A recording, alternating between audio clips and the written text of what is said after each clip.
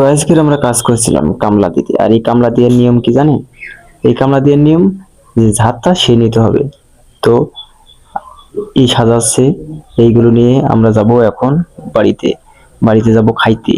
এখন বাজে 2:30। এটাই আমাদের নিয়ম কামলা দেওয়ার। আর ঝাড়টা সে নিতে হবে। তো আমার গুণ থুয়ে গেল, আমি মাথায় নিলাম। তো আমি আবার অবাক হলাম যে এটা কি, আমারগুলো থুয়ে দিল আর আমার এত বেশি কেন? ওরা তো অল্প অল্প নিয়ে গেল। তো আমার গায়ে একটু জোর বেশি, বয়স কম, ওটা সব বুড়ো হাবড়া, ঠিক আছে। আমি একটু জোয়ান তাজা, তো একটু খাইও বেশি, দেখতে খাবো হলি তাই কি মাল আছে। তো আমি নিলাম, বড় বোঝা নিলাম, নিয়া যাচ্ছি। আর দেখলাম যে আমি আবার ক্যামেরার সামনে গেলে আমি আবার ঠান্ডা হতে পারি না, কথা বলতেই দিতে হবে। এই যে আমরা যারা আছি, অন্যর বাড়ি কামলা দিই। মাজন চিনেন? মাজন মাজন দেখছেন? এই হালারা কষ্ট বোঝে না। এই হালারা ঠাপের পরে ঠাপ দেয়, ঠাপের পরে ঠাপ দেয়। এত ঠাপ সহ্য করা যায় না।